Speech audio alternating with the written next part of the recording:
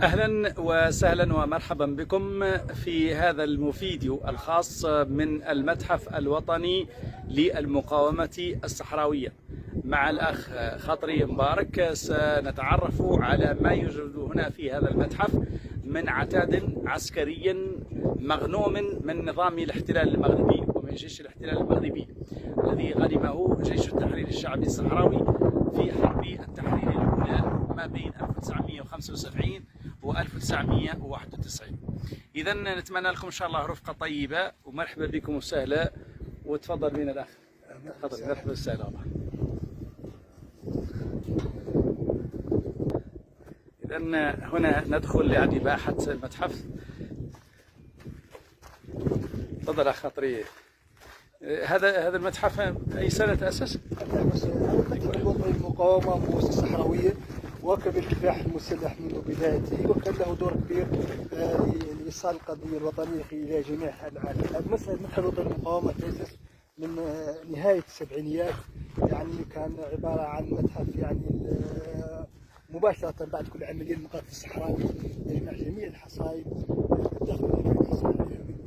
الاحتلال المغربي يعني بعرضها في الأراضي المحررة الصحراوية، ويأتي إليها يعني جميع الصحافة العالمية يعني تقوم يعني بنشر هذه المعدات العسكرية التي قام المقاتل الصحراوي في عدة ملاحم بطولية تاريخية.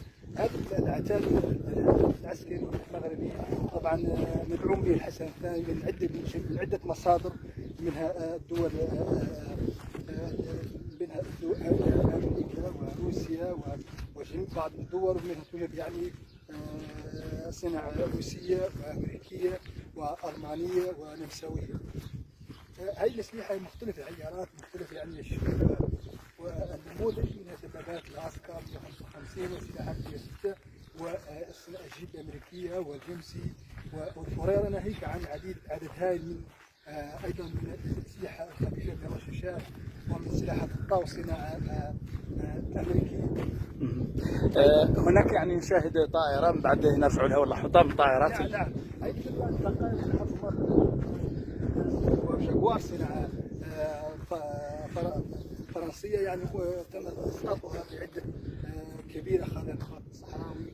تم اسقاط ازيد من 67 طائره حربيه مغربيه صناعه فرنسيه.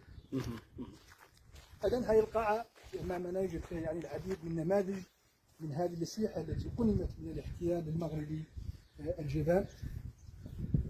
ندخلوا قاعة هون فيها ايضا هذه نماذج العرض من القنائم التي قنمت من الاحتلال المغربي من مختلف الدول مصنعه للسلاح او داعمه. مثلا هذه الهاونات الصغيره صناعه فرنسيه، هذه ايضا صناعه اسبانيه وصناعه امريكيه. ايضا هذه نماذج من اجهزه الاتصالات بمختلف يعني الدول المدعمه والصانعه. هذا مثلا هذه صناعه امريكيه، صناعه فرنسيه، يعني بصناعه بريطانيه. رادار. وين هو الرادار؟ هناك. هناك. ايضا هذه مضياف الضوء للآليات صناعه روسيه وصناعه امريكيه.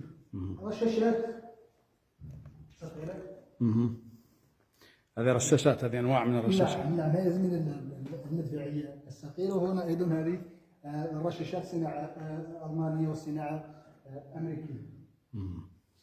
هذا سلاح الطاو صناعه امريكيه. هذا صناعة أمريكية. نعم صناعه امريكيه، سلاح الطاو صناعه امريكيه.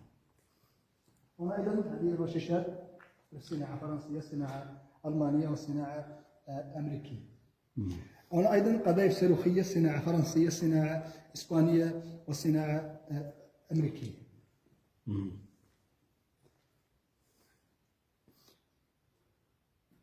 هذه بعض الإحصائيات. بعض الإحصائيات المتعلقة بالعتاد المغربي من 1976 لغاية 2016، المشتريات اللي تحصل عليها نوعية الأسلحة اللي اشتراها المغرب.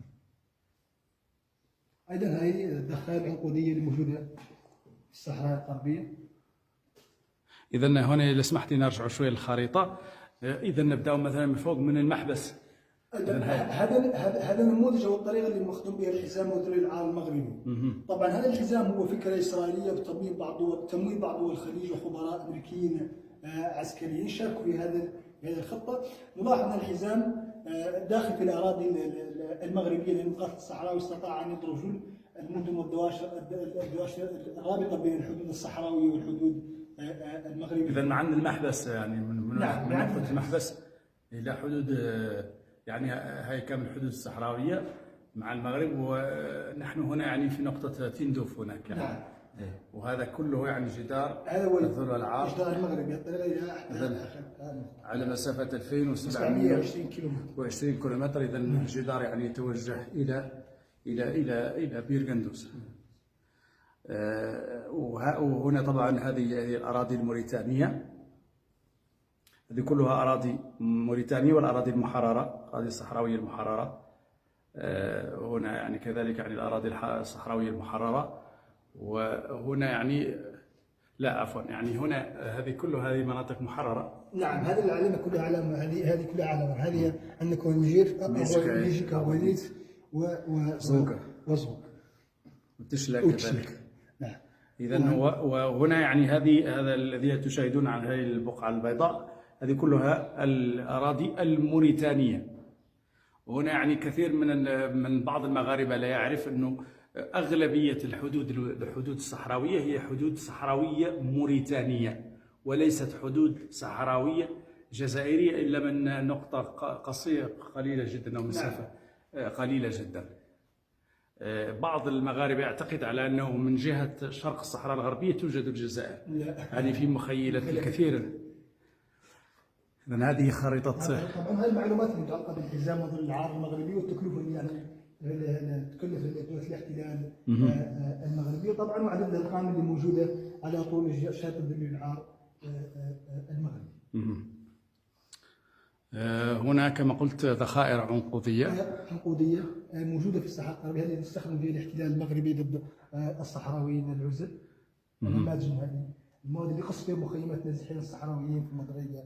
كذلك عندك مناطق صور حية. هذه صور. نعم، هذه الصورة موجودة يعني توجد في الأراضي الصحراوية المحررة. أي نماذج من الأرقام اللي يزرع الاحتلال المغربي في الصحراء. اللي بتاع الأفراد. إذن فيها مضاد الأفراد والآليات. بما فيها أيضا يعني الدبابات حسب ما هو مكتوب هناك. هون ايضا هي نماذج من الارقام اللي مزروعه على طول الشارع العار المغربي. صناعه فرنسيه، صناعه اسرائيليه، صناعه امريكيه، صناعه ايطاليه. وهي صوره بعض من الضحايا الارقام التي زرعت في الاراضي الصحراويه. جميل. اذا الان سنتوجه الى العتاد الثقيل.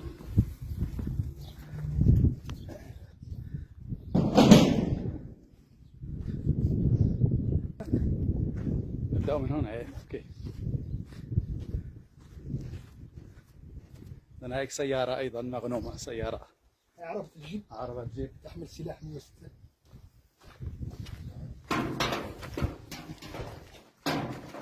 إذا نحن دخلنا الآن منطقة العتاد الثقيل المغنوم من جيش التحرير الشعبي الصحراوي. غنمه جيش التحرير الشعبي الصحراوي من جيش الاحتلال المغربي، جيش الحسن الثاني آنذاك، في حرب اللي دامت 16 سنة والتي انتهت بأن طالب الحسن الثاني بوقفها مع الاستسلام لتنظيم الاستفتاء. تفضل. نماذج من الأسلحة اللي موجودة كلها نماذج فقط للعرض. هذه جيبة أمريكية تحمل سلاح 106. هذه صناعة أمريكية. صناعة أمريكية، نعم. نعم. هذه سلاح 106 صناعة إسبانية. هذه السلاح إسبانية. نعم، هذه صناعة إسبانية. وهذا 120 محلها صناعة فرنسية. 120 ملم صناعة فرنسية. هي عربة طنهار الأولى والثانية والثالثة صناعة فرنسية. وعندنا آخر واحدة منهم دعمتها جنوب أفريقيا في زمن الأبارتهايد. نعم. إذا كان الاحتلال المغربي يحصل أيضا على عتاد من جنوب إفريقيا في فترة الأبارتايد. نعم نعم. قبل وصول نيلسون مانديلا إلى هنا أيضا هذه عربة البانهارد M3 مخصصة للإدارة، صناعة فرنسية. هذه خاصة، هذه سيارة الآن خاصة بالإدارة. نعم، هذه أغلبية الوثائق اللي المغروم من الاحتلال المغربي، الوثائق الشخصية المتعلقة بالجانب العسكري كلها وجدت داخل هذه السيارة. هذه السيارة. هي عربة مصفحة. نعم، عربة بانهارد أي. هذه ناقلات تحمل سلاح 23 عليها سلاح 14 ونص.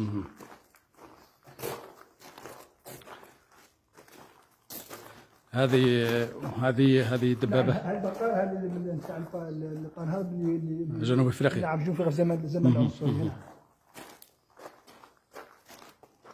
هذا الجمس صناعة أمريكية. هذا أتذكره يعني في طفولتي كنت نشوفه في المدن المحتلة، يعني كان يستعمله جيش الاحتلال المغربي في نقل الجنود بالخصوص، هذه آلية للرفع على المنطقة. هذه دبابات العسكر 105 صناعة مشتركة النمسا وألمانيا وفرنسا. هذه مدفعية 155 ذاتية الحركة، هذه كل مدفع المعارك البطولية وبحزام العرب المغربي ب 10 كيل. قال لهم نقطة، هذا السلاح كان فعال في تلك الفترة. أيضا هي نماذج من دبابة العسكر 155 صناعة مشتركة ألمانيا فرنسا. أيضا دبابة صناعة نمساوية، صناعة النمسا. هذه أيضا نعم، هاي صناعة نمساوية. أيضا هي دبابة العسكر صناعة مشتركة فرنسا وألمانيا. فرنسا وألمانيا. نعم، فرنسا وألمانيا. والنمسا هذه يعني كما قال مهام في ملاحم كثيرة من ملاحم النقاب وملاحم الشلق. 1979. نعم، 1979 و 1987. نعم، يعني من نهاية السبعينات ونهاية أيضا الثمانينات، يعني تقريبا 10 سنوات. ناقل جنود الباب صناعة فرنسية تحمل الاحتلال المغربي.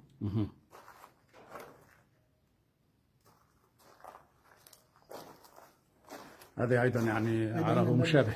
نعم، صناعة فرنسية. وهذه المدفعية 106 صناعة إسبانية وصناعة أمريكية. إذا نشوفوا أجزاء من الطائرات اللي غنمها جيش التحرير الشعبي الصحراوي في حربه الأولى. إذا هنا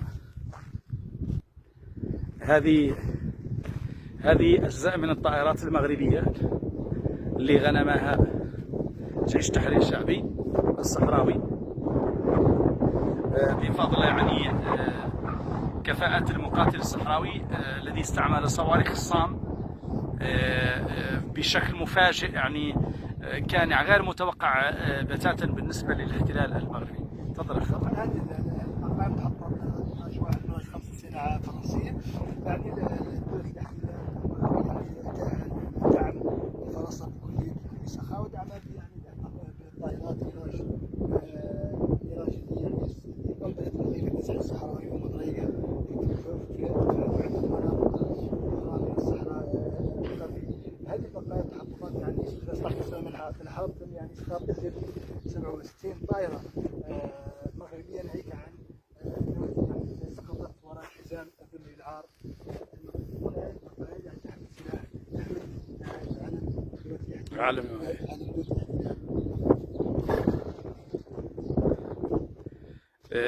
وتعرف يعني كم عدد الطيارين الذين تم أسرهم؟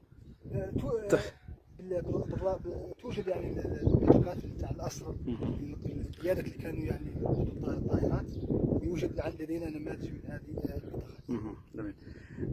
الآن نشوفوا جدار ترابي، جدار ذو والعار، نموذج نعم طبعا. حزام العار.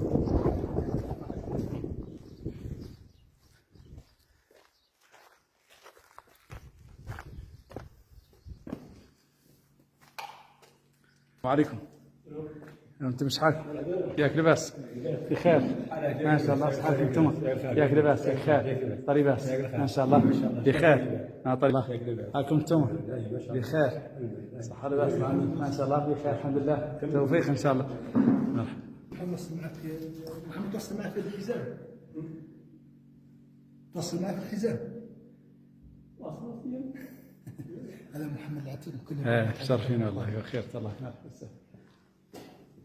هذا نموذج او الطريقه اللي مخدوم بها الحزام ذوي العار. طبعا كما ذكرنا سنه فكره اسرائيليه بتمويل بعض من الخليج وخبراء عسكريين امريكيين.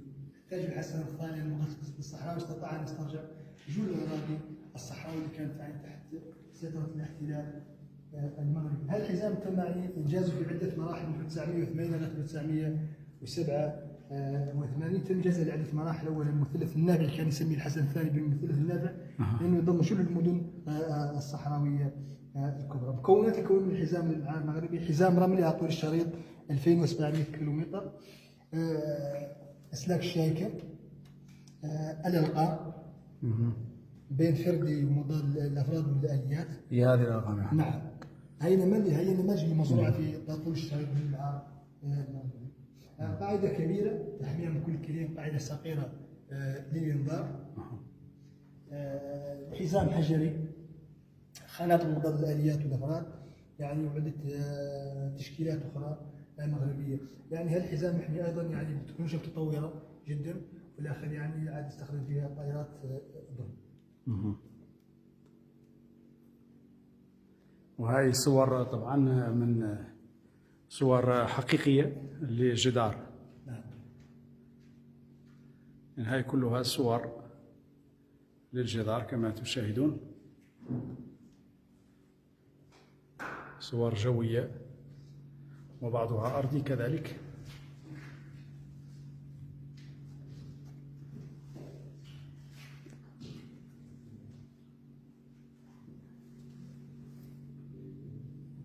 إذا نؤكد على مستوى الخريطة. إذا هنا نتحدث عن منطقة تندوف هناك يعني في الأعلى. هناك المحبس فرسية، حوزة، بلت الزمور،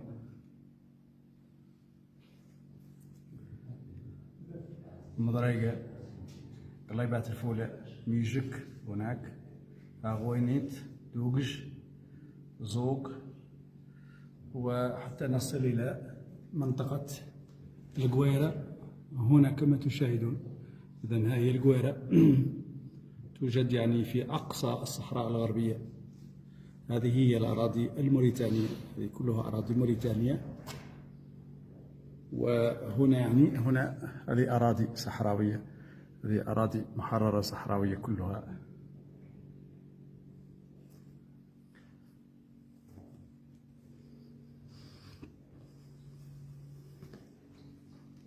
هذه مخلفات طائرات الدرون.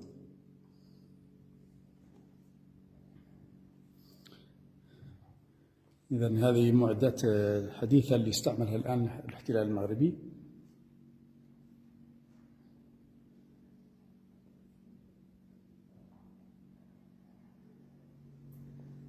مرحبا سهلة.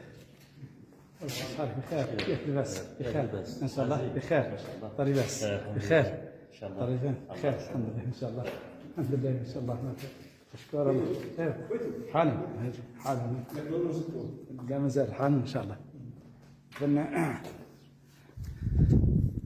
اذا كما شاهدتم احنا يعني قمنا معكم بهذه الجولة مع الاخ خطري مبارك، مشكورا من طبعا مقاتل صحراوي، وهو يعني يشتغل هنا في المتحف الوطني للمقاومة الصحراوية. كلمة أخيرة الأخ فكري. الشعب الصحراوي